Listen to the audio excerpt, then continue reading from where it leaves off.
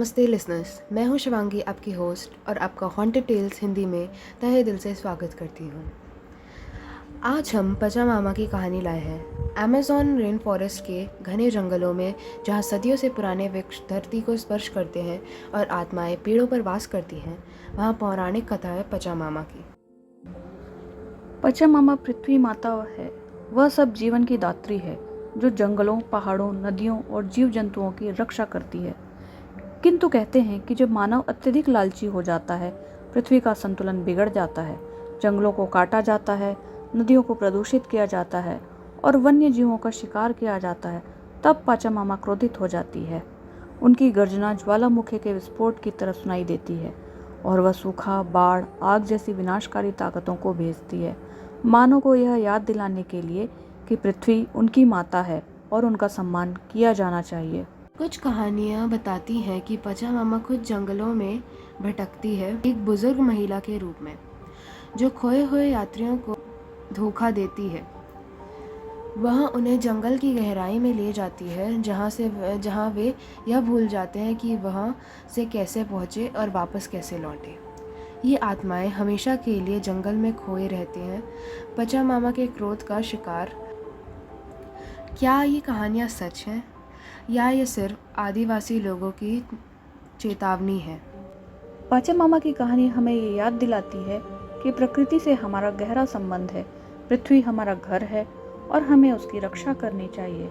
आप सुन रहे थे पचामामा की कहानी, और हमारी दूसरी कहानी होगी यटी की। तो बने रहिए हमारे साथ, दूसरी कहानी की ओर हम बढ़ते हैं। अब हमारी आज के एपिसोड की दूसरी कहानी में आपका फिर से स्वागत है। जैसा कि आप जानते हैं, मैं हूं आपकी होस्ट शिवांगी, और आज हमारे दूसरे एपिसोड में हम बात कर रहे हैं उस रहस्यमयी प्राणी की जिसे हम यटी नाम से जानते हैं।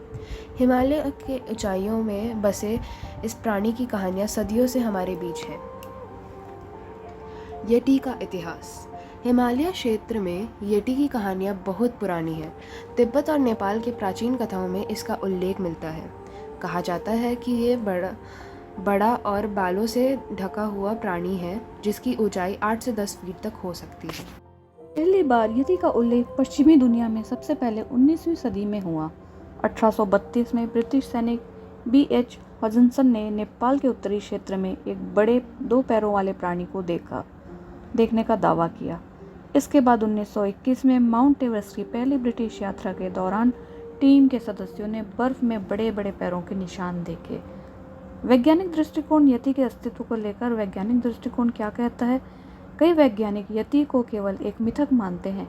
उनका कहना है कि बर्फ में देखे गए निशान हिम तेंदुए या भालू के हो सकते हैं।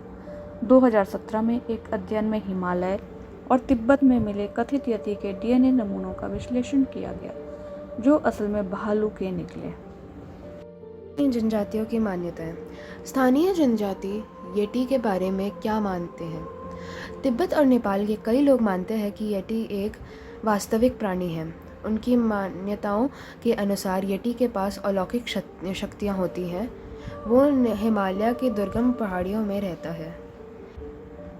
आधुनिक समय की खोज। आधुनिक समय में यटी की खोज जारी है।